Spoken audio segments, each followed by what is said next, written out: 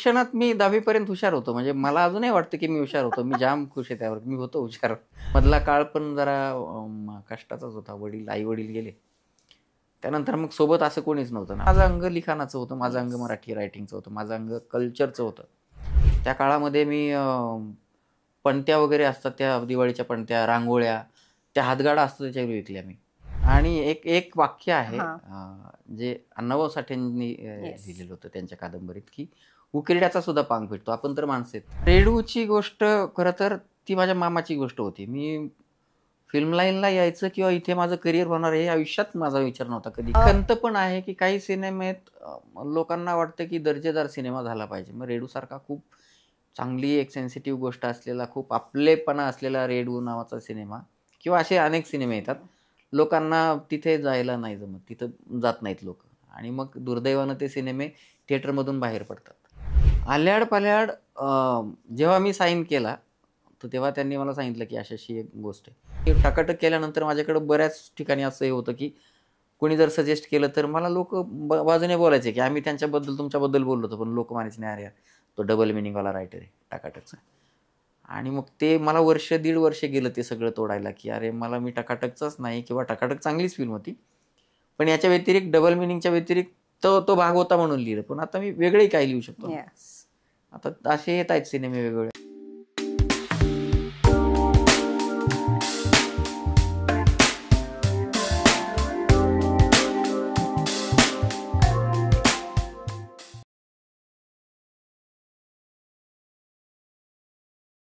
सलाम, नमस्ते, सत श्री अकाल. मी आहे doctor Deepti Waghmare. Deep T टॉक्सच्या नव्या कोऱ्या एपिसोडमध्ये तुमचं पुन्हा एकदा स्वागत आहे.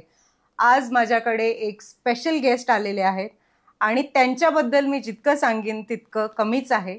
मी त्यांच्या अवघ्या आयुष्याचा जर समारोप किंवा ब्रीफ सांगायचं झालं तर मी एवढंच सांगेन, मोडून पडला संसार तरी मोडला नाही कणा, पाठीवरती हात ठेवून फक्त लढ म्हणा. सो आपण पुन्हा एकदा स्वागत करूया आमचे honoured esteem guest Sanjay Navgire sir. नमस्कार. सो सर, तुमचं दीप्ती टॉक्सच्या पॉडकास्टमध्ये स्वागत आहे आणि आमचं खरं तर हे भाग्य आहे की तुम्ही आज आमच्याकडे आलेला आहात. नाही, भाग्य तर माझंही आहे कारण मला जायची अशी सवय नाही कुठं, म्हणजे बोलता येत नाही आता म्हणून लिहितो मी. हा तुमचा नम्रपणा आहे सर. तुमच्या खूप कलाकृती आम्ही बघितलेल्या आहेत आणि खूप महाराष्ट्राचं तुमच्यावर प्रेम आहे. Before we dive into today's podcast, आपण बघूया एक झलक संजय नवगिरे सरांच्या आत्तापर्यंतच्या कार्याची. Sanjay Navgire, story, screenplay and dialogue writer, lyricist and screenwriter for Redu, Takatak 1 and 2, Dishkyaoon, Shri Ganesha, Panipuri and Alyad Palyad. Redu has won 58 awards in various national and international film festivals. Sanjay sir has also got an award as a best lyricist in Ambarnath Marathi Film Festival for Takatak. The movie was blockbuster in 2019 and the dialogues were also written by Sanjay Navgire sir. Alyad Palyad was one of the different film released last year and we are in love with his work. Sanjay Navgire sir also won 9th Chitra Padarpan Puraskar in 2019 by Divine Cause Social Foundation. Sanjay Navgire sir has also won the prestigious Maharashtra State Marathi Film Festival Award in 2019 for Best Story, Best Screenplay, Best Dialogue, while he was awarded for Best Screenplay for movie Redu. हे आहेत आजचे आपले guest Sanjay Navgire sir. Sir, आज आपण आता प्रश्नांचा प्रवास सुरू करतो आहोत. तुम्ही म्हणताय की तुम्हाला बोलायची भीती वाटते, परंतु तुमच्या शब्दांना तर अख्ख्या जगाची भीती आहे. तुम्ही अल्ल्याड पल्ल्याडमध्ये आम्हाला जितकं घाबरवलं आहे तितकंच आम्हाला टकाटकमध्ये हसवलं सुद्धा आहे. थँक्यू. सो आपला पहिला सेगमेंट आहे बिगिन फ्रॉम द बिगिनिंग, म्हणजे सुरुवातीपासून सुरुवात. मला जाणून घ्यायचंय संजय नवगिरे सर यांचं बालपण कसं होतं आणि बालपणापासूनच लिखाणाची सवय होती, आवड होती का? मी मूळ बीड जिल्ह्यातला आहे, म्हणजे अति ग्रामीण भाग, ऊसतोडी कामगारांचा जिल्हा म्हणून ओळखला जातो. आता बऱ्याच काही गोष्टी आहेत, पण पूर्वीपासून अगदी दुष्काळग्रस्त भाग. वडील शिक्षक होते, खूप आतल्या भागामध्ये राहिलोय मी, की जिथून बसेस वगैरे आत्ता सुरू झाल्या, तेवढ्या दुर्गम भागामध्ये राहिलेलो. त्यामुळं बालपण तर तिकडेच गेलं बीडमध्ये. वडील शिक्षक होते, त्यामुळं सगळं शिक्षण वगैरे तिकडेच झालं. लहानपणापासून वडिलांना वाचायची सवय होती. ते घरी पुस्तकं आणायचे, मग पुस्तकं वाचा. त्यांचे चोरून पुस्तकं वाचली होती मी. अण्णाभाऊ साठेंची पुस्तकं असायची. तर काही काही म्हणजे आता आजकाल तर आपण खूप फ्रँकली ह्या गोष्टी बोलतो वगैरे. पण त्या पुस्तकातला काही जर एखादा पार्ट असेल, त्यांना जर वाटलं की हे नाही वाचायला पाहिजे मुलाने, म्हणजे चांगल्याच गोष्टी होत्या त्या, एवढ्या खूप सवंग नव्हत्या. तरी मी त्याही चोरून वाचल्या होत्या. मी जवळ-जवळ 7वी-8वी पर्यंत खूप पुस्तकं वाचली. त्या पुस्तकांचा पगडा म्हणा किंवा माणसंही, तेव्हा खूप माणसांचा परिचय होतो आपल्याला. ती माणसं येऊन गेली आयुष्यात, ती ऑब्झर्व्ह केली गेली आणि ती भेटली. तेव्हापासून मग मी पहिल्यांदा कविता लिहायला लागलो. मी 8वी-9वीला असताना अपघाताने एक कविता लिहिली. शाळेमध्ये कवी संमेलन होतं आणि मग 2-3 मुलांनी भाग घेतला आमच्या वर्गातल्या, आणि त्यातला आमचा एक शकील पठाण नावाचा एक मित्र होता. तो चांगल्या कविता करायचा. मला कविता वाचता यायच्या, पण मी लिहित नव्हतो. मला असं वाचन करायला मजा यायची त्याची, त्या टोनमध्ये कवितेच्या. मग मी एक कविता आली होती दिवाळी अंकामध्ये, आली दिवाळी रे बाबा आली दिवाळी, आणि आमचं कवी संमेलन होतं, काव्य वाचन स्पर्धा होती दिवाळीच्या नंतर. मग मी सुरुवातीला चोरटा कवीच, मी त्याचं गेली दिवाळी रे बाबा गेली दिवाळी केलं आणि ते वाचलं. आणि मग मला ते वाचल्यावर मला वाटायला लागलं की अरे आपल्याला वाचता खूप येतं. मग त्यानंतर मी पहिली कविता माझी लिहिली, ती एका दिवाळी अंकाला दिली. दिवाळी अंक साप्ताहिक होतं एक, डॉक्टर आंबर्डेंचं आमच्या तिकडच्या. त्या साप्ताहिकामध्ये ती कविता प्रकाशित झाली आणि त्यानंतर मग लिहायलाच लागलो तिथून पुढे. लिखाणाचा पगडा म्हणण्यापेक्षा सुरुवातीला मी कविता लिहिल्या, त्यानंतर एक असतं ना की आपण बाकीचंही काही लिहित राहतो. मला एक काही काळ असा असायचा की पावसाळ्याचे दिवस किंवा उन्हाळ्यात अवकाळी पाऊस वगैरे येतो, तर तेव्हा मला खूप अस्वस्थ व्हायचं एकदम. अचानकच मला वाटायचं की यार काय करू काय नको. म्हणजे मी कॉलेज लेवलला जाईपर्यंत असंच होत होतं की मला खूप अस्वस्थ होत होतं, आभाळ आलेलं आहे ते. मग मी अचानक मग काहीतरी घ्यायचं, काही लिहायचं. मग त्याला असा कुठला अर्थ नाही, काय नाही, बेबंद लिहित राहायचं. ते लिहून झालं ना मग शांत व्हायचं मला. आणि आमचा श्रोता होता माझा मित्र सुरेश विश्वकर्मा, आपले सैराटचे तात्यासाहेब पाटील, अभिनेता विश्वकर्मा. तर माझा पहिला श्रोता तो होता की मला कधी काही वाटलं तर मी त्याला वाचून दाखवायचो. त्याच्याकडून जे कौतुकाचं असतं ना एक मित्र म्हणून की यार क्या बात आहे, अरे खूप भारी आहे. तिथून पुढे जो प्रवास सुरू झाला तो मग तो लिहितच गेलो मग नंतर. सो एवढं छान लिहिता सर तुम्ही. वेगवेगळ्या टाईपचं लिखाण आहे, जसं आपण डिस्कस पण केलं होतं की अल्ल्याड पल्ल्याडची कथा सुचण्यासाठी तुम्ही खूप वेगवेगळ्या काय म्हणतात वेगवेगळ्या झोनमधनं गेलात आणि एका क्षणी तुम्हाला ती कथा सुचली. पण जेव्हा तरुण वय होतं, अडॉलसंट होतं, तेव्हा शिक्षणामध्ये किती रस होता? अभ्यास करायला आवडायचं का? शिक्षणात मी 10वी पर्यंत हुशार होतो. म्हणजे मला अजूनही वाटतं की मी हुशार होतो. मी जाम खुश आहे त्यावर, मी होतो हुशार. आणि त्यानंतर काय झालं की मी 11वीला मग मला 10वीला मार्क्स कमीच पडले. म्हणजे अगदी घरच्यांचं असायचं की महाराष्ट्रात पहिला येणार इथपर्यंत होतं की पेपरला वाव. बातमी येईल. पण त्यांचा खूप विश्वास होता आणि मला परीक्षेत का गडबडलो मला समजलं नाही. मार्क्स कमी पडले, पण मला वाटायचं की आपण करू शकतो कुठेही. माझं इंग्लिश बरं होतं. मग मी ॲडमिशन घेताना मला सगळ्यांनी सांगितलं की इंग्लिशला स्कोप आहे, इंग्लिशमध्येच कर काहीतरी. मग मी सायन्स घेतलं. सायन्स घेतल्यावर परत मग अजून काहीतरी मॅथला स्कोप आहे, मॅथ घेतलं. मला मॅथचं काहीच येत नव्हतं. मग 11वीला लगेच मॅथ चेंज आयुष्यभर केलं. अवघड गेलं तर मॅथ चेंज केलं 12वीला. 12वीला दिली परीक्षा, त्यात पुन्हा कमी मार्क्स आले. म्हटलं मॅथमुळं आणि याच्यामुळे हे झालं. पण आपल्याला त्या ज्या सायन्सचा जो भाग आहे तो मला कळत नव्हता, माझ्यापर्यंत पोहोचत नव्हतं मनाला. म्हणलं यार हे आपलं नाही आहे. त्यानंतर मग फर्स्ट इयरला मग मी सायन्स पण चेंज केलं. मी आर्ट्स घेतलं.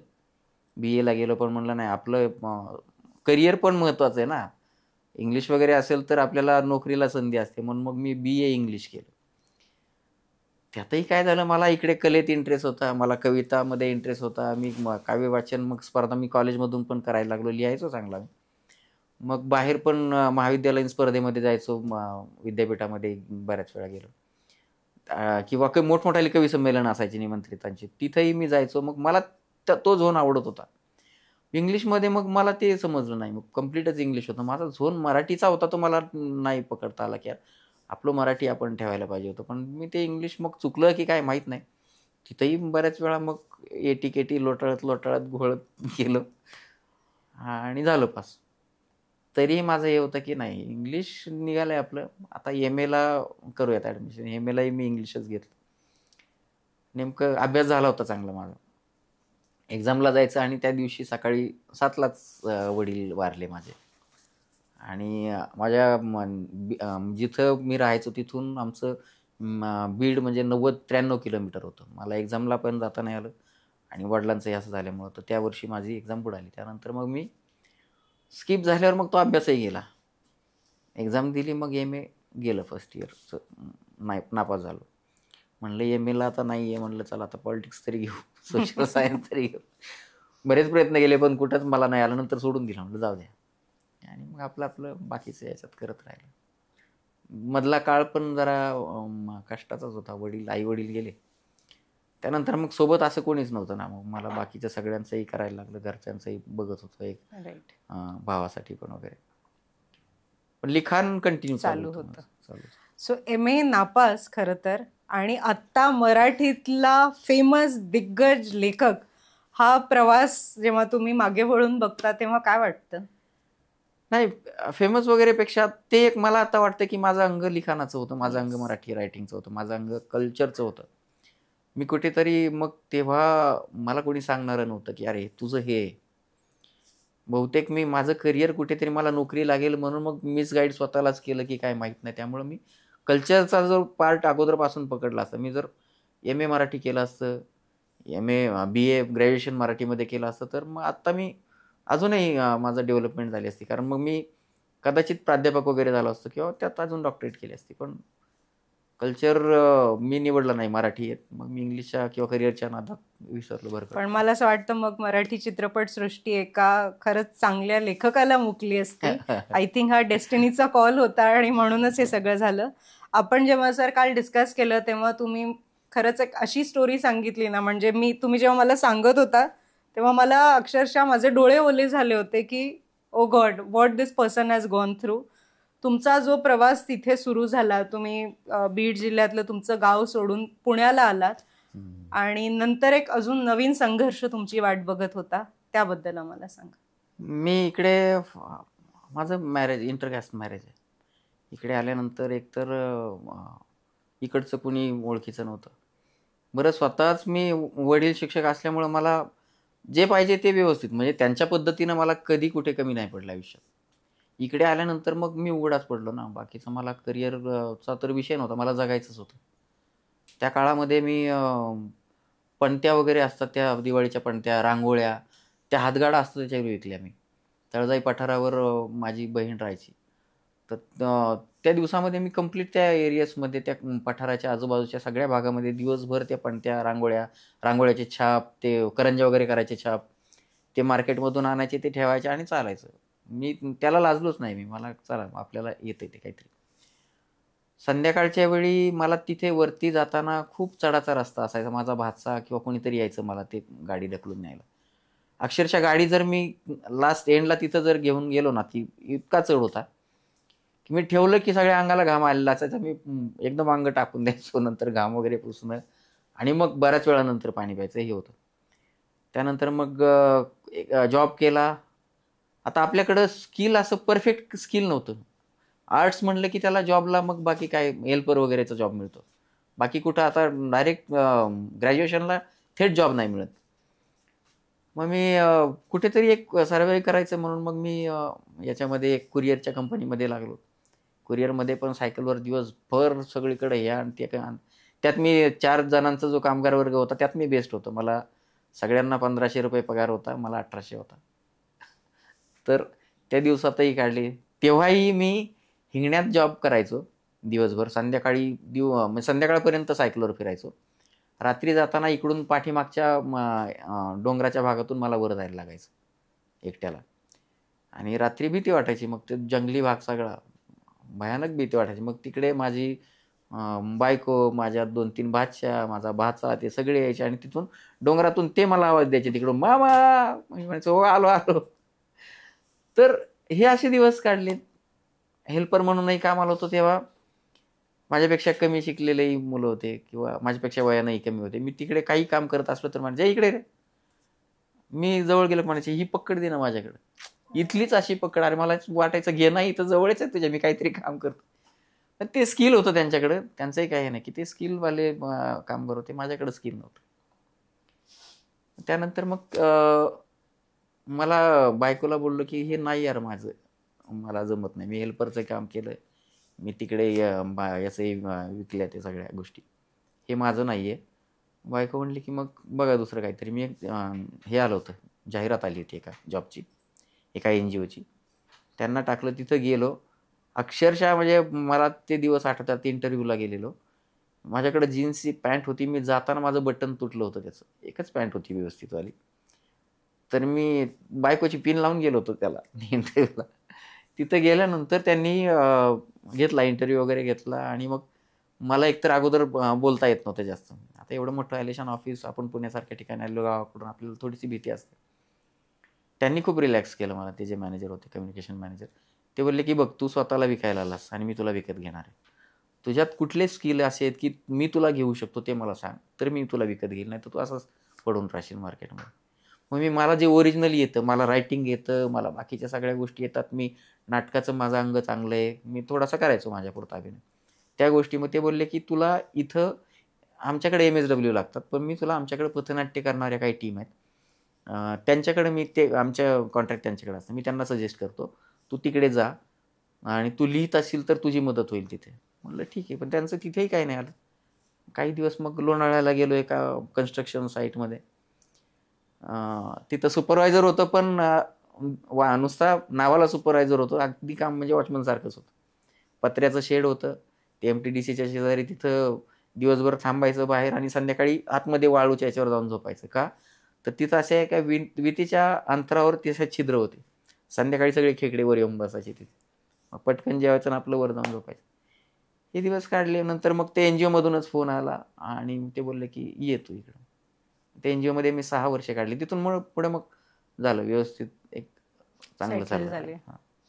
सो खरं तर खूप खडतर प्रवास आहे. आणि काल पण मला जसं मी थोडीशी इमोशनल झाले होते, आता पण तुम्ही जेव्हा ते सांगताय सगळी कहाणी, it's very very inspiring sir. आणि ह्या 2 ओळी खरं तर म्हणजे जस्टिफाय नाही करत, परंतु तुमच्या या आतापर्यंतच्या प्रवासाला मी असंच म्हणेन की दिस जातील दिस येतील, भोग सरल सुख येईल. सो सुख आता तुमच्या. आणि एक वाक्य आहे जे अण्णाभाऊ साठेंनी लिहिलेलं होतं त्यांच्या कादंबरीत, की उकिरड्याचा सुद्धा पांग फिटतो. आपण तर माणसं आहेत. उकिरडा जो असतो की जो एवढा घाण कचरा सगळं पडतं, त्याचा सुद्धा कधी ना कधीतरी पांग फिटतो. आपण तर धडे हाडा माणसाचे माणसं आहेत, आपलाही पेटू शकतो. येस, वाव सर, तुमचं अख्खं लाईफच एक खूप मोठी सक्सेस स्टोरी आहे.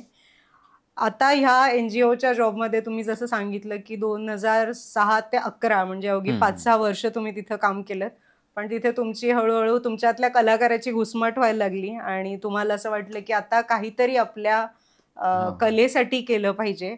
पण तुमचा पहिला प्रोजेक्ट म्हणजे ज्याने पूर्ण महाराष्ट्राला मी म्हणू शकते की जिंकून घेतलं, तो म्हणजे रेडू फिल्म. ते कसं झालं, मला त्याचा एक किस्सा सांगा. रेडूची गोष्ट खरं तर ती माझ्या मामाची गोष्ट होती. मी फिल्म लाईनला यायचं किंवा इथे माझं करिअर होणार हे आयुष्यात माझा विचार नव्हता कधी, किंवा मी रायटिंगमध्ये माझं पुढे काहीतरी होईल आणि मी आता सगळं फुल टाईम रायटर बनू शकते, कधीच नव्हतं. मला, मी माझ्या आनंदापुरतंच लिहित होतो. माझे मामा होते, तर त्यांची ही गोष्ट होती की त्यांना रेडूचा नाद होता आणि त्या काळात त्यांना एक रेडू त्यांच्या मेहुण्याने दिला होता आणि तो हरवला. तर ते 3-4 महिने त्या काळात फिरायचे, तेव्हा बसेस नव्हत्या, पायी फिरायचे. आमची आत्या सांगते की ते पायाला साडी वगैरेचे किंवा असे कापडं बांधून ते चालायचे, पाय पोळायचे किंवा काटे टोचायचे. तरी पण ती आत्या पण त्यांच्याबरोबर 3-4 महिने फिरत होते. कोणी जर बोलले ना की रेडू या इकडं पाहिला होता, त्या गावात जाऊन फिरायचे. त्यांच्याच नातेवाईकांनी नेला होता तो. ती गोष्ट मला वाटत होती कुठेतरी आपण ती गोष्ट करूयात. मग त्या गोष्टीसाठी बरंच स्ट्रगल झालं. आमचे मित्र आहेत बबन आडागळे नावाचे, ते आमचे मित्र सुरेश विश्वकर्मा, आम्ही सगळ्यांनी या गोष्टीसाठी खूप प्रयत्न केले. म्हणजे माझी सुरुवातच खरं तर सांगायचं म्हटलं इंडस्ट्रीमधली ती बबन आडागळेंमुळे झाली. विश्वकर्मा बबन आडागळेंकडे गेले होते, विश्वकर्मांचं तर फुल टाईम करिअर तिकडेच चालू होतं, स्ट्रगल चालू होतं तिकडे. मी असाच गेलो, मी चांगला लिहितो असं विश्वकर्मांनी त्याला सांगितलं. त्यानंतर मग मी गाण्याच्या माध्यमातून तिकडे गेलो आणि हे झालं. मग एकदा समजलं की अरे आपण ह्या गोष्टीवर फिल्म करू शकतो. त्या आम्ही जवळजवळ 7-8 वर्ष मी तर खूप प्रयत्न केले, बबन आडागळेंनी पण खूप प्रयत्न केले. झालं नाही. आणि मग अनिल नगरकरांनी मला ही गोष्ट हे केलं की आपली लागते फिल्म. मग नवल सारडा म्हणून निर्माते, त्यांच्याकडे गेलो, त्यांना आवडली गोष्ट आणि त्यांनी ती केली. खरं तर ती गोष्ट पैठणकडची किंवा मराठवाड्यातली गोष्ट होती ती, पण दिग्दर्शक आहेत सागर बंजारी, त्यांना वाटलं की आपण ती मालवणी करूयात, कारण मग जर कोकणाचं सगळं व्हिज्युअल्स वगैरे त्यानुसार त्यांनी केली. सो रेडू हा चित्रपट ज्या वर्षी रिलीज झाला होता त्याच वर्षी त्याला 1 नाही 2 नाही तर 58 पुरस्कार मिळाले होते आणि महाराष्ट्र शासनाचा प्रतिष्ठित पुरस्कार सुद्धा मिळाला होता. सरांना सुद्धा गौरवान्वित केलेलं होतं. आणि रेडू हा मूवी खरं तर मी थिएटरमध्ये नाही पाहिला आणि अगदी मी म्हणू शकेन की ऑलमोस्ट 1 वर्ष झाल्यानंतर, रिलीज झाल्यानंतर कुठेतरी तो बघण्यात आला आणि कळालं की आपण किती मोठा मास्टरपीस मिस केलाय. हा खरं तर मोठ्या पडद्यावर बघण्यासारखा चित्रपट आहे. नाही, एक खंत पण आहे की काही सिनेमेत लोकांना वाटतं की दर्जेदार सिनेमा झाला पाहिजे. मग रेडू सारखा खूप चांगली एक सेन्सिटिव्ह गोष्ट असलेला, खूप आपलेपणा असलेला रेडू नावाचा सिनेमा किंवा असे अनेक सिनेमे येतात, लोकांना तिथे जायला नाही जमत, तिथं जात नाहीत लोक आणि मग दुर्दैवानं ते सिनेमे थिएटरमधून बाहेर पडतात.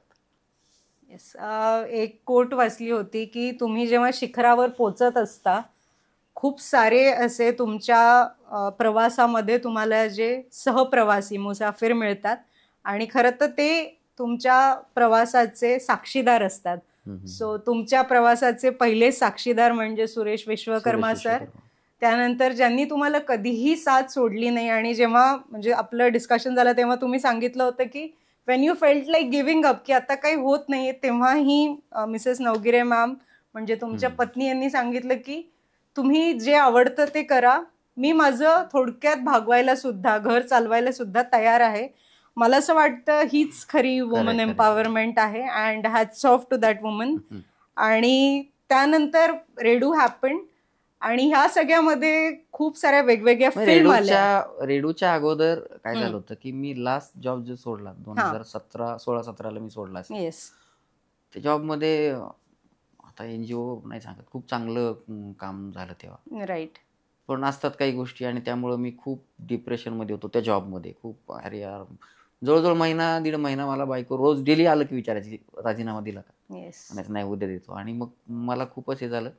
मग एक दिवस बायको बोलली की एक काम करा, तुम्ही सोडून द्या आणि 6 महिने तुम्ही तुमचं करिअर करा, मी माझं कसंही भागवते. जर नाही समजा 6 महिन्यात झालं तर परत जॉब शोधा, पण आता तुम्ही तुमच्या लाईफकडे बघा, कारण तुम्हाला जर इकडं जर त्रास होतो ना, तुम्हाला ज्यात आनंद वाटेल ना ते करा, मी कसंही भागवते माझं. आणि मग तेव्हा सोडलं आणि रेडू लागला लगेच. सो बहुतेक तो अगेन म्हणतात की तुमच्यासाठी ती एक खूण होती आणि मॅमनी तुम्हाला सांगितलं नीट हॅपन. खरं तर रेडू नंतरचा एक महत्वाचा माइलस्टोन म्हणजेच चित्रपटांमध्ये मी म्हणेन की अल्ल्याड पल्ल्याड, वेगळ्या धाटणीचा चित्रपट. आणि मी म्हणेन की मराठीमध्ये असा मूवी झाला नाहीये. राईट फ्रॉम त्याचं पोस्टर, त्याची स्टारकास्ट, त्याचं कलर ग्रेडिंग आणि सगळ्यात महत्वाचं त्याचं सोल म्हणजे त्याची कथा. अल्ल्याड पल्ल्याड पण समहाऊ चित्रपटगृहांमध्ये बघण्याचा योग आला नाही, पण जेव्हा OTT प्लॅटफॉर्मवर तो बघितला आय वाज लाईक ये क्या देख लिया.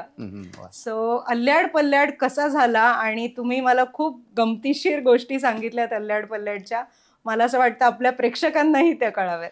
अल्ल्याड पल्ल्याड जेव्हा मी साईन केला तर तेव्हा त्यांनी मला सांगितलं की अशी एक गोष्ट 3च लाईनमध्ये होती की कोकणामध्ये अशा दिवशी लोक बाहेर पडतात, 3 दिवस ते बाहेर असतात, कारण गावात त्यांना म्हणजे एक प्रथा असतात, तशी एक प्रथा की गावात ते गाव मोकळं करून देतात भूतांना.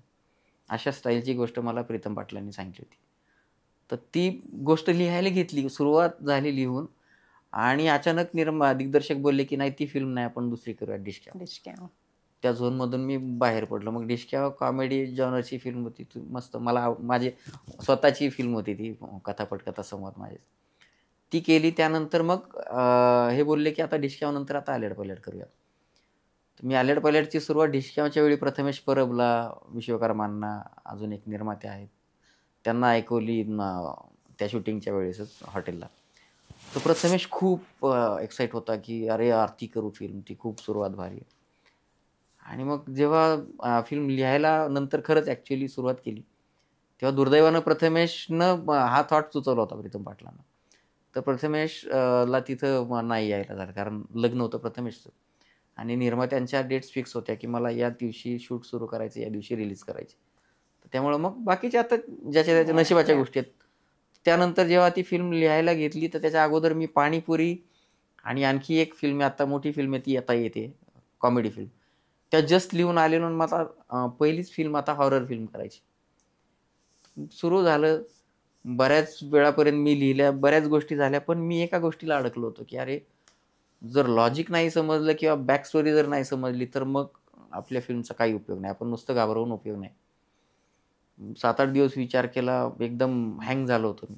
2-3 दिवस माझ्या एका मित्राच्या तिकडे जाऊन थांबलो आणि अचानक माझा मोबाईल वगैरे सगळा बंद करून टाकला. बंद केला मोबाईल आणि बायको परेशान की 3 दिवस झाले याचा फोन नाही लागत. तिने विश्वकर्माला फोन केला. आता आम्ही सगळे एकाच गावाचे आहेत. तर मग त्याला फोन केला की दाद्या अरे हे कुठं काहीच कळत नाहीत. याने बऱ्याच ठिकाणी फोन केला, फोनही लागत नव्हता, काही नाही. मी रात्री चालू केल्यावर मग पटापट सगळ्यांचे मेसेज आले. मग बायकोला फोन केला, मग विश्वकर्माला फोन केला किंवा वाईला की असं असं मी अडकलो होतो. माझ्या घरी बायको आणि मुलगी, माझी मुलगी आता फिजिओथेरपी करते, आता 18-19 वर्षाची मुलगी आहे. त्यांना सांगितलं की मी अशा अँगलला अडकलं की इथून पुढं जर नाही निघालो मी तर मग बराच प्रॉब्लेम होईल. एवढा एक चंक जर निघाला तर माझी फिल्म हिट होईल. मग बायकोने आणि मुलीने सजेशन दिलं की तुम्ही हॉरर फिल्म याच्या बघा, साऊथच्या फिल्म्स वगैरे बघा, हॉलिवूडच्या फिल्म बघा. आणि मला ते नाही आवडत, मी कुठल्या तरी फिल्म बघून त्याच्यावर विचार करावा. शक्यतो मी टाळतोच फिल्म बघायला. मग माझं कुठली फिल्म चालू असेल तर रेफरन्ससाठी नाही बघत मी फिल्म, कारण मग तो पगडा नको, मला माझं द्यायचं. आणि मग मी परेशान होऊन परत झोपलो. रात्री खूप अगदी अस्वस्थच होतो. 3 वाजता मला झोपेत काहीतरी सुचलं आणि मी उठलो. रात्री उठलो, लॅपटॉप घेतला आणि जे सुरू केलं 3 ते 6 पर्यंत माझी बॅक स्टोरी, जो मधला चंक आहे यांचा चिन्मय उदगीरकरांचा, तो सुचला. 3 ते 6 पर्यंत लिहिला आणि मग मला रिलॅक्स झालो, असं जी असते ना मरगळ. त्यानंतर 2 दिवसात तर अख्खी फिल्म उरकली. क्या बात आहे. So I think you delivered a gem. अल्ल्याड पल्ल्याड. नाही, आपलं काय होतं की लेखकाचं स्वतः जर समाधानी नाही झाला तर मग नाही. मी माझे डायलॉग्स पण लिहिले ना तर मी स्वतः मोठ्याने वाचतो माझ्यापुरते. मग मी वाचताना मला जर समजलं ना की इथं हा पंच जात नाही तर मी परत त्यावर काम करतो. वाव. अल्ल्याड पल्ल्याडच्या वेळेस तुम्ही सांगितलेलं की तुम्ही चित्रपटाची जी कास्ट असते ती पण तुमच्या डोक्यात एक चित्रीकरण तुम्हाला दिसत असतं. हा, त्याबद्दल सांगा मला सर. काही काही थॉट्स. आता समजा पाणीपुरीच्या वेळी मकरंद सरांचं कास्ट झालं होतं, तर तेव्हाही आता रमेश चौधरी आणि आम्ही दोघं 1.5 महिना प्रोड्युसरच्या तिथे हॉटेलला आम्ही बसून काम केलं, लिहायचं तिथं. तर तेव्हाच कुठले कुठले आर्टिस्ट घ्यायचे ते डिस्कशन होत होता. जे मला वाटतात ते मी सजेस्ट करतो की चल यांना घेऊ शकता तुम्ही, हे जातील या रोलला. किंवा आपला एक अँगल असतो की आपल्याला फिल्म लेखकाला सुरुवातीला दिसते म्हणतात, ते आपल्या डोळ्यासमोरून जात असते. तर मला बाबांचं जे कॅरेक्टर आहे यातल्या अल्ल्याड पल्ल्याडचं, तर मी प्रीतम सरांनाही बोललो होतो की परफेक्ट जातील हे मकरंद देशपांडे सर. तर ते बोलले की मग त्यांना कसं पोहोचायचं किंवा काय. तर मग मी अगोदरच त्यांच्याबरोबर काम केलं होतं. मी थेट कोकणातून तिथूनच फोन लावला सरांना. ते बोलले की गोष्ट चांगली आहे, मला आवडले, माझं कॅरेक्टर आवडते, 5 तारखेला पुण्यात आहे मी, भेटायला सांग, करूयात आपण. आणि ते डन झालं. वाव, क्या बात. शशांक सरांनाही अगोदर ठरलं होतं, शशांक शेंडेंना. पण मग यांचं दोघापैकी कोण असं ठरता ठरता मग शेवटी मकरंद सरांकडे गेलं आणि चांगलं झालं काम ते. So another movie that we spoke about is Panipuri. आणि पाणीपुरीची कथा जरी आपल्याला दिसते की म्हणजे चित्रपटगृहांमध्ये पण खूप चालला पाणीपुरी मूवी, त्याचं मार्केटिंग पण खूप छान झालं आणि आता OTTवर पण छान रिस्पॉन्स येतोय. पण वेगवेगळ्या कपल्स आणि एक सेंटर व्यक्तिरेखा आणि त्यांची पण एक बॅक स्टोरी, त्यांची पण एक मुलगी, ही खरं तर एक खूप कॉम्प्लेक्स ड्रामा स्टोरी होती. सो त्याचं लिखाण कसं केलं? लिखाणालाही जरा थोडंसं किचकट होतं अगोदर. मला खूप स्ट्रगल होतं त्या गोष्टीसाठी, कारण यांची रमेश चौधरींचीच गोष्ट होती ती. आणि त्यांच्या डोक्यात होतं की 12 कपल आपण आणूयात. 12 म्हणजे 12 आणि 12 24, 12 मेल 12 फिमेल. म्हटलं 24 जर लोक जर आली तर यांना कुठं, त्याला मी त्या पात्रांना न्याय देऊ शकत नाही. मी कसं लिहू ना, प्रत्येकाचा इंट्रो द्यायला लागेल, त्याचं कॅरेक्टर काय ते डिझाईन करायला लागेल. मग अख्खी फिल्म 2 तासाच्या फिल्ममध्ये काय बसवणार. मग ते 12चं 6 वर आलं.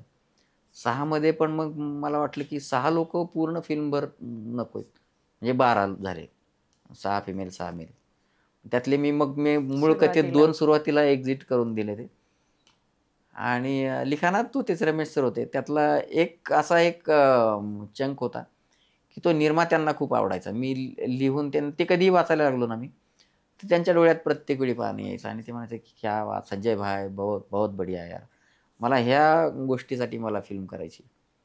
आणि ती झाली मग गोष्ट. बाकीचं स्ट्रगल होतंच लिखाणाच्या बाबतीतलं. त्यात दुसरं असं होतं की 2-3 गोष्टी बसवायच्या होत्या. एक तर चांगला मेसेज द्यायचा लोकांना.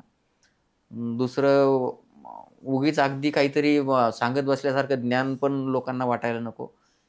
कायद्याच्या गोष्टी होत्या, त्याच्यामध्ये लॉजिक आलं पाहिजे. मग कायद्याच्या गोष्टींसाठी मी बऱ्याच वकिलांशी बोललो.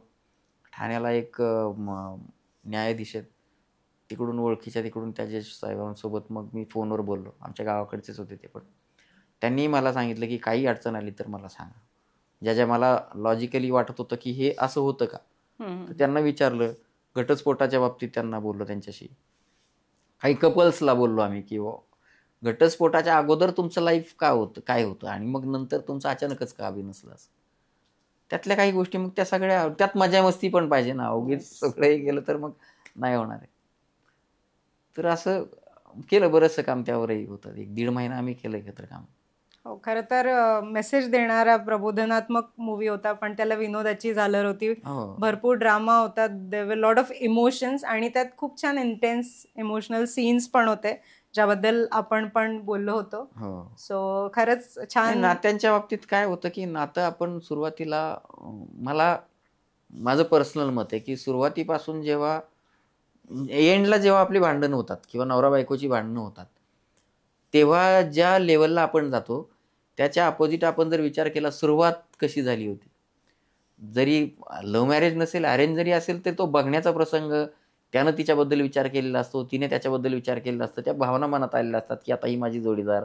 त्यानंतर लग्नानंतरचे काही जे काय असतील त्यांचे एकमेकांचे क्षण, त्या खूप हळव्या गोष्टी असतात. आणि मग भांडण करताना अगदी टोकाला जातात लोक आणि तोडतात. कुठंतरी बोललं पाहिजे. आजकाल आपण हे जे मेसेजवर वगैरे बोलतो ना, ते टाळून वैयक्तिक संवाद जर साधला तर होऊ शकतं मला वाटतं.